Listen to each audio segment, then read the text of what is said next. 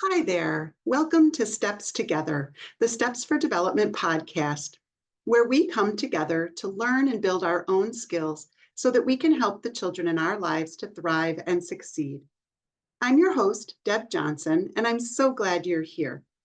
No matter what your role is in a child's life, you are in the right place to learn about child development and kids who are differently wired.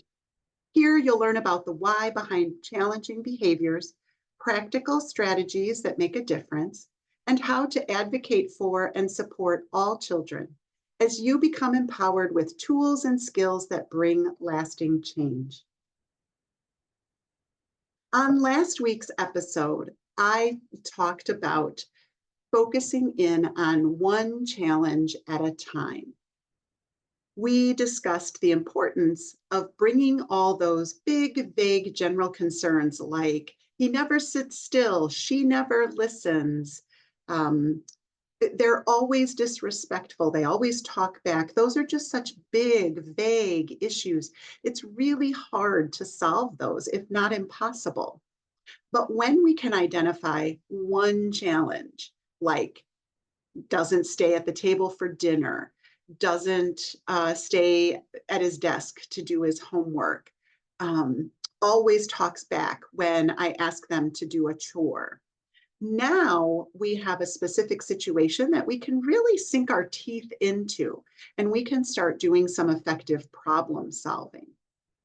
When we identify one specific task where the bigger issue, like never sit still, is causing an impact, now we can generate a clear hypothesis and then find solutions that really work.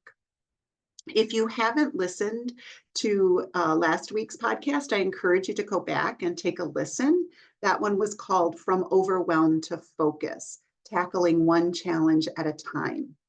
Today, we're going to dig deeper into the concept of task analysis within the Steps for Development model. So let's start by just defining what the heck is task analysis. For an occupational therapist, this is what comes quite naturally with our education and training. Task analysis simply means looking closely at an activity and breaking it down into smaller pieces. And when we do this, we can start to see which parts are making it hard for the child. It helps us figure out which parts are easy, which parts have they mastered, what parts are very tricky and challenging. And more importantly, it guides us down this path of identifying what supports or adjustments might make the whole task more doable, more manageable, and the child successful. It's sort of like following a recipe to prepare a dish for dinner. So you have the finished dish, the finished product that you make with the recipe, but it consists of many different steps, and you need to do those steps correctly in order to get, say, that macaroni and cheese casserole. If you don't follow the steps correctly, or if the steps don't suit you, for example, you don't like spicy foods and your recipe calls for a little, I don't know, cayenne pepper in your mac and cheese, well, you're going to need to adapt that, right? You're going to leave that out of your recipe. That's sort of what task analysis is. It's where we say, what are the steps and how could we potentially change those steps or eliminate a step so that the whole thing comes out more successful.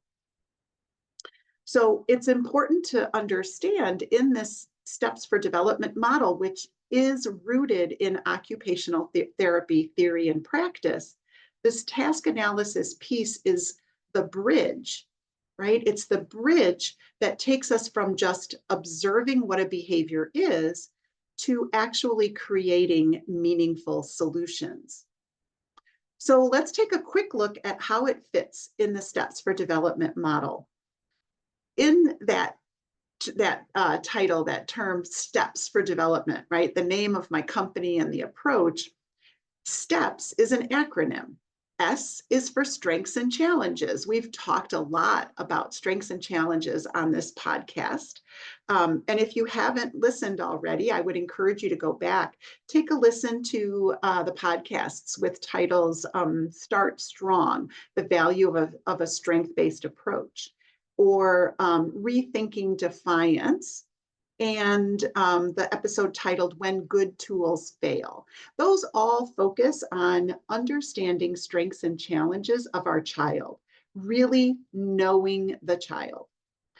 The T in STEPS is for task focus.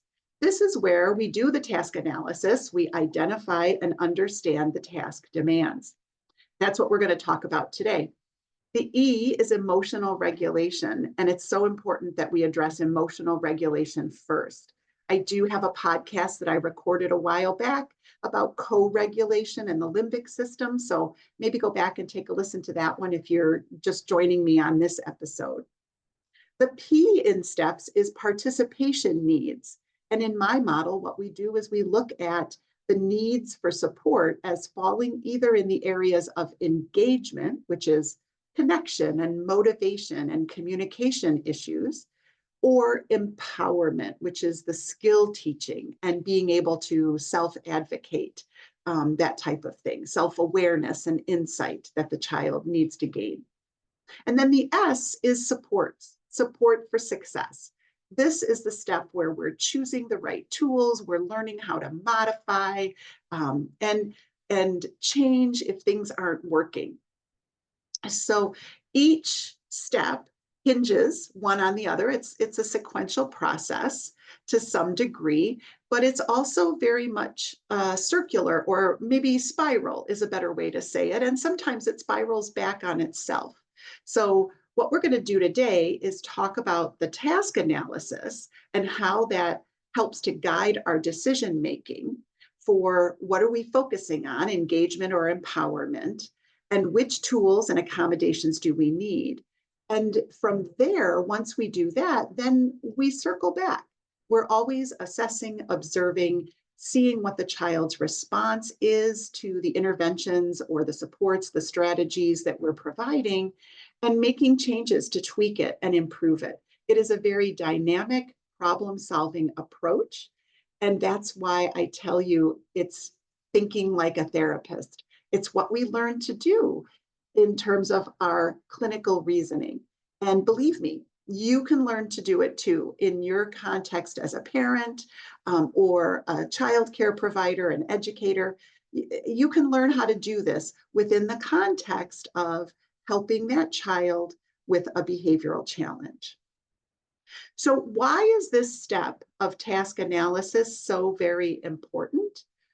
I will tell you, it is the foundation for our problem solving, because it does so many things as we dig deeper and pick apart these underlying factors, which I'm going to talk about in a minute here. So what task analysis does for us is to, number one, encourage curiosity and deeper understanding. We're going to go through the factors, these 6 different areas where we ask ourselves questions about what might be impacting the child in this particular area within this task. So in that sense, it helps us to become more curious. It guides us in that curiosity and that deeper understanding of what might be going on. It helps us to illuminate challenges, but also the strengths, because we can see where the child is doing well, and we can say, no, this particular area is not a problem. This area is actually very easy for the child. So strengths, in addition to challenges, come to light. It provides us with a foundation for creating a hypothesis and then choosing the first strategies that we want to try. And it builds flexibility into it, the system, into this problem-solving method, because when the first tool potentially is not successful, we have 2 or 3 other hypotheses in our back pocket.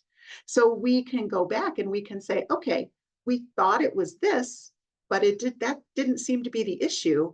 We tried that strategy and we're still struggling. Let's circle back, right? Let's take our observations. Let's learn from what we've done. Remember, I mentioned in another podcast, failure is not really failure. It doesn't mean you've like thrown in the towel. Failure is just part of learning, right? And you're trying. We tried something, it didn't work. So now we've learned more and we can circle back. This task analysis is the foundation that provides us the opportunity to go back and look at another hypothesis. All right, so now let's get into the meat of the task analysis. In the Steps for Development model, I use the acronym ESCAPE as a way to remember all the different factors, the 6 different areas that we want to look at. And I went round and round about, how can I help people remember this easily? And my team helped me to hone in on just putting it together in the word escape. Escape is what we very often think our kids are trying to do when it comes to doing activities. And so I guess I use this acronym sort of tongue in cheek because I personally and professionally don't think kids are really trying to escape in a negative way. And I think it's important that we remember that our go-to response might be to think, oh, he's just trying to get out of this. And really underlying that need to escape is so much more. And what we're going to talk about now is the so much more part, right? We're going to talk about what are those factors, those areas we need to consider that are contributing to the avoidance or the escape from whatever it is we want this child to be joining us in or to be doing on their own. So let's break it down by each area. The E, the first E in escape, stands for expectations. And this is really important to look at. What are we and others, other adults, maybe society at large, maybe the system, like the school system or whatever, wherever it is that the child is, what are those cultural norms, those expectations that are inherent in the task? And these might be personal, you individually as an adult in your interactions, what you expect from a child. It might be developmental expectations that we expect a child of this chronological age to be able to do this particular task.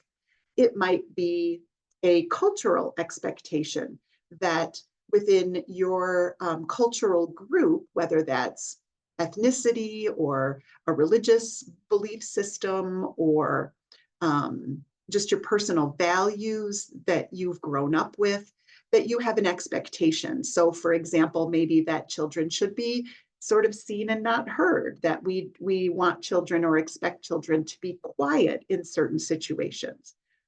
And when we examine what our expectations are, the questions we're asking ourselves are, is this expectation realistic for this child? Can we, when we consider their strengths and their challenges, can we reasonably expect this child to live up to our expectations? Or is it possible that our expectations are not in alignment with their developmental capacities? Are there maybe expectations we could set aside for right now? Are there expectations we could modify? For example, maybe we have a family value system that really holds a family meal as sacred. And we want all our family, every member of the family, to sit at the table. And that's the cultural expectation on this child. However, maybe this child is autistic with extreme sensory sensitivities and food issues. Maybe they are food avoidant. Maybe they are bothered by the sounds of people chewing, or it's just too noisy and overwhelming. And maybe for now, that child cannot live up to that expectation. So then we might need to look at modifying that expectation that the child be at the dinner table right now and set that as a goal for the future.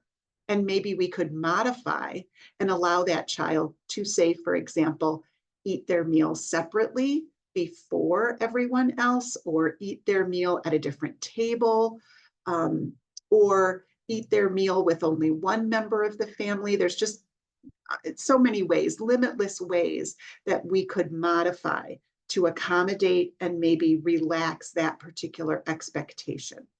That's just one example of expectation. The S in escape stands for social factors. So this is where we look at the situation. We can stick with the example of a family meal. That's a pretty common concern for a lot of our families. So let's just stick with that for continuity. What are the social factors that are in play during a family meal? Well, maybe your family engages in conversation at the dinner table. And we have to ask ourselves, can the child engage appropriately in conversation? Can the child socially engage the way the rest of the family does? Or does the child have some issues with that?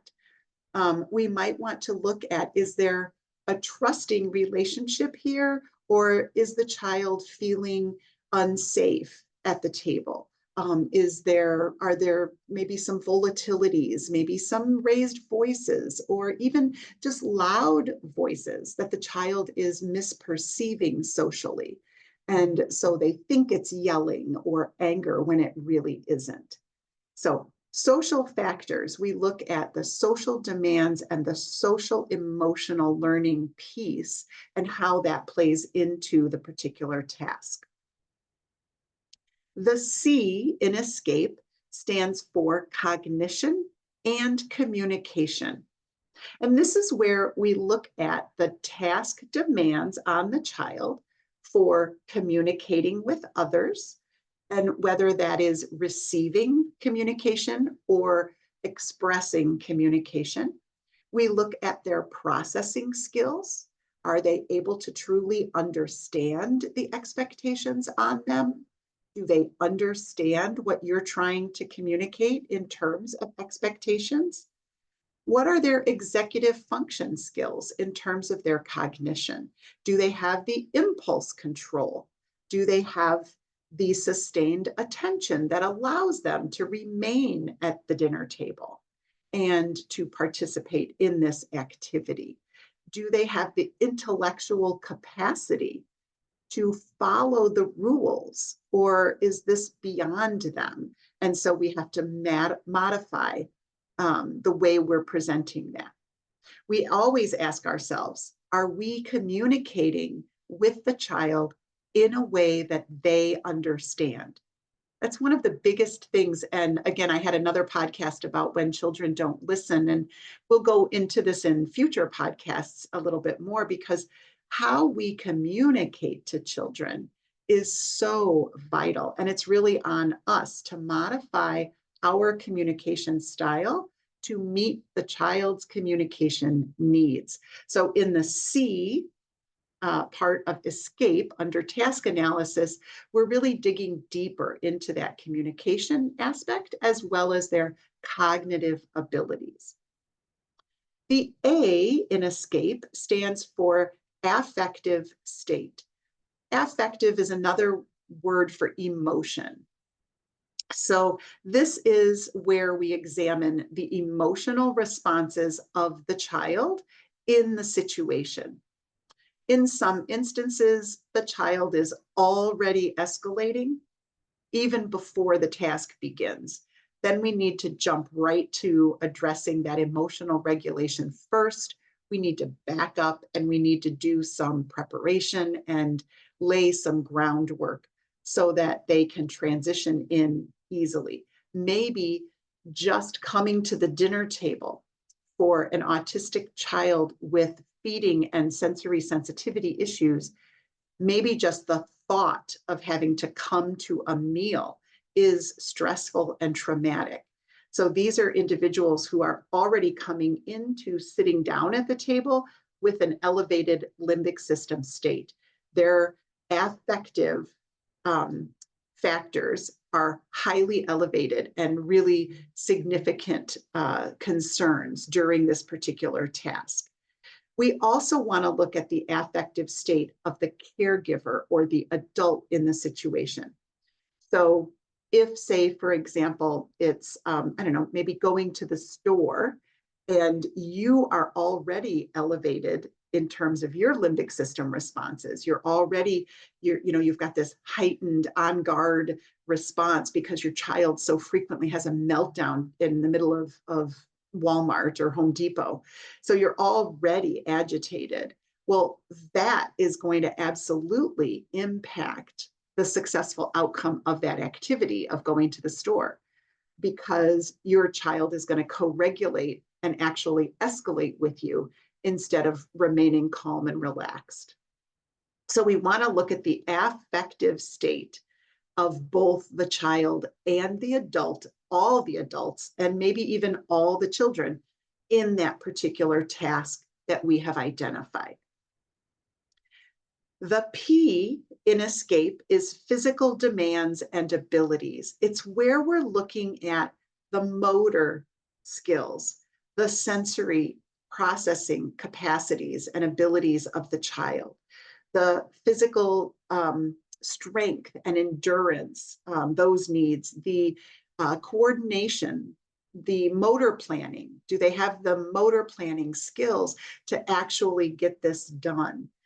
Do they have the postural control and stability to even sit in the chair at the table?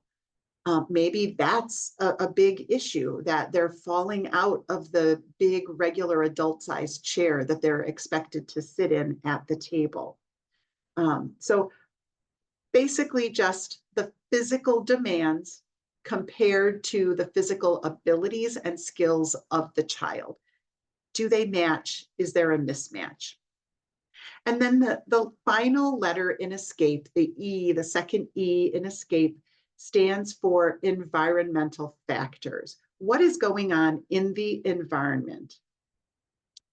Context, right? What is the context physically, environmentally of the setting? Is it a very busy and distraction-filled setting? Or is it a calm and quiet place? We want to look at the equipment. And by equipment, at a dinner table, that would be the table and the chairs and the plate and the cup and the silverware. That's all the physical materials that are involved in that. If it's the example of going to the store, the environmental factors might include the car that the child is riding in, the car seat. It absolutely includes things like the parking lot that we have to walk through, the cart we have to sit in. What is the store like? How loud or noisy is the store? How bright is the store? All those kinds of environmental factors, those external things that are putting demands on the child. So you can see when you run through this ESCAPE and all these areas that are affecting the child, that getting to the root of the behavior can be very complicated. And I don't want you to be overwhelmed by thinking, oh my gosh, this is a lot to look at. In reality, 9 out of 10 times, it's easy to see which of these 6 areas are the most concerning. It just sort of pops out at you. For example, you very easily see the anxiety, which is the affective state of the child going into the task. Or you very quickly realize that it's a social factor because the child is being asked to do something completely alone and independently, when in reality they need a safe, trusted adult to support them through this. Maybe right away you see, wait a minute, this child developmentally is not ready to sustain attention to sit at the table for 30 minutes. That's just not developmentally appropriate. I need to change my expectation. So the more you do this problem-solving approach, the more you're aware of these 6 areas that we want to look at in our analysis of our task focused statement, right? The statement that we developed previously, for example, has meltdowns when we go to Walmart or can't stay at the table for a family meal.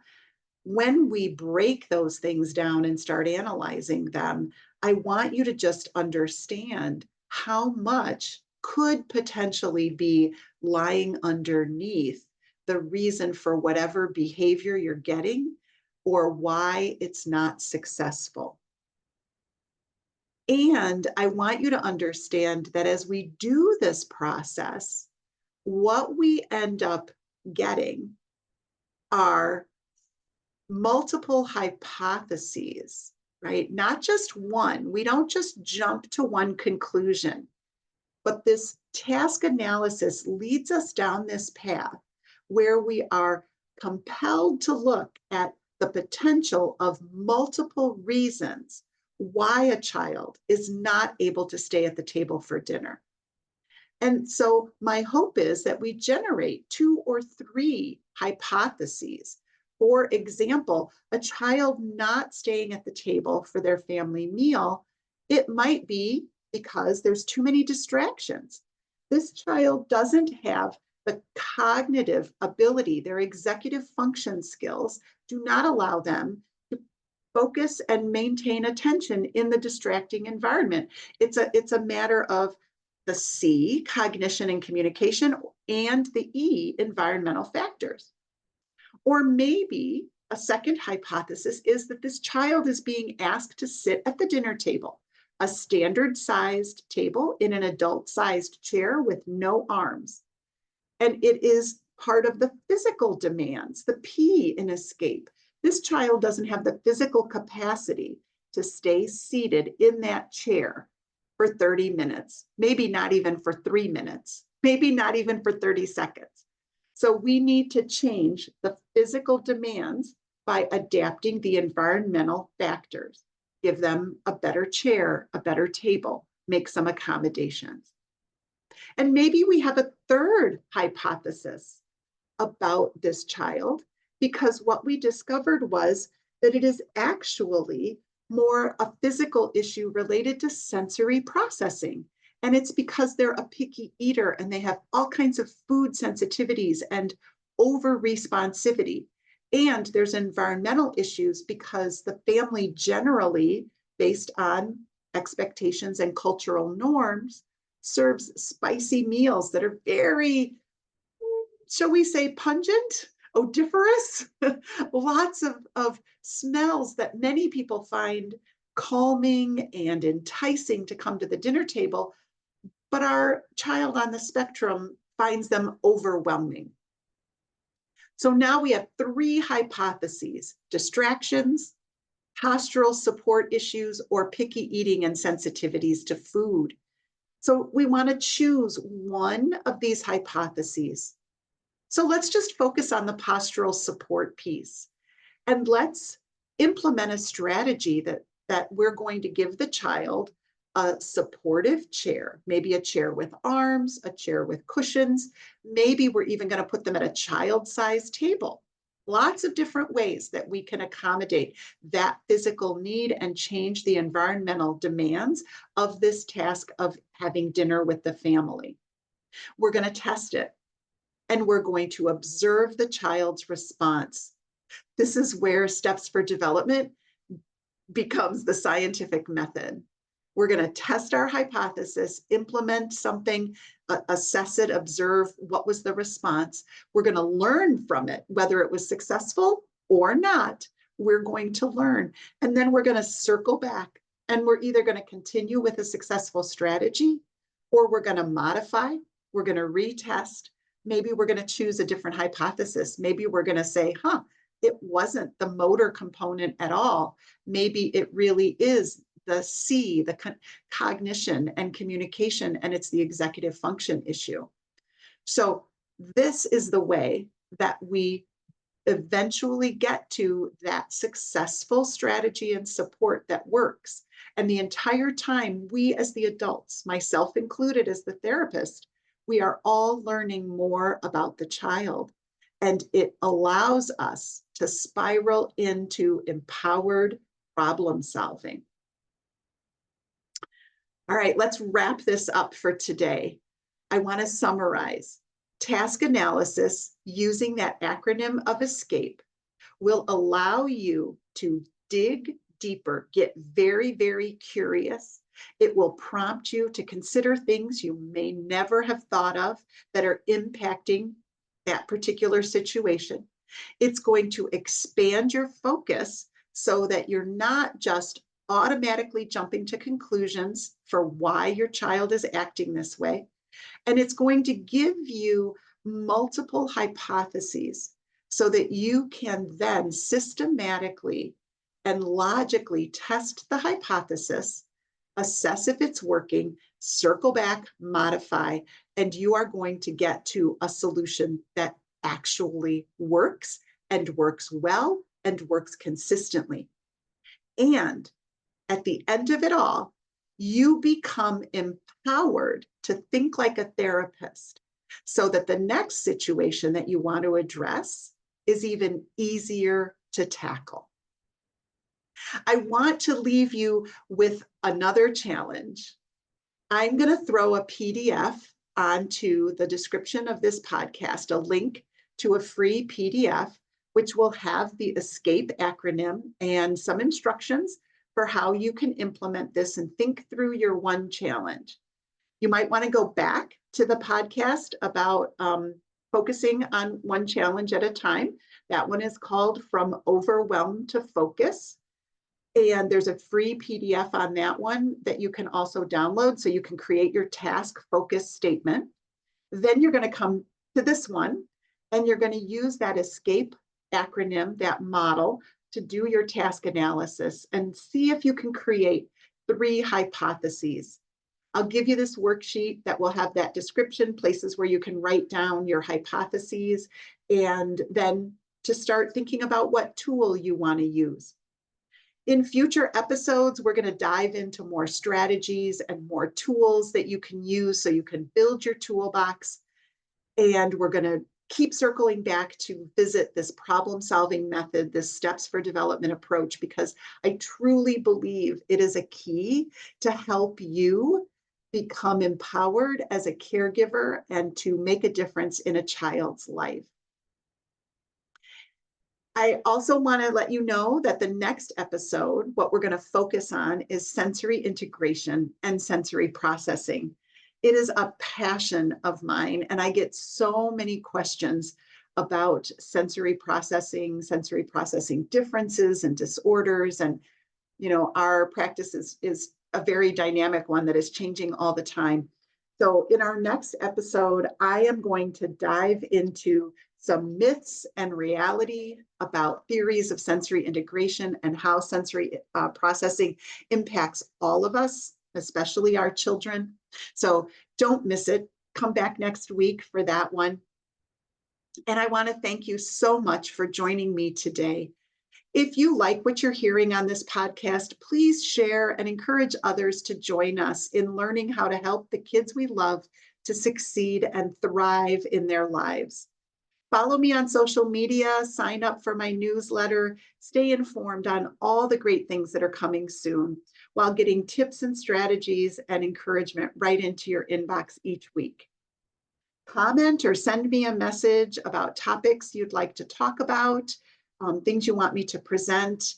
Let me know if this content is helping you. I would really love to know if you're finding it useful and how it has helped you be successful.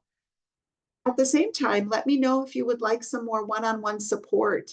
I would love to connect with you, and I'll throw you a link to schedule a time for us to connect so that we can make this journey more successful for you. I would really be honored to help you help your child succeed. So thanks again for joining me today. Bye for now.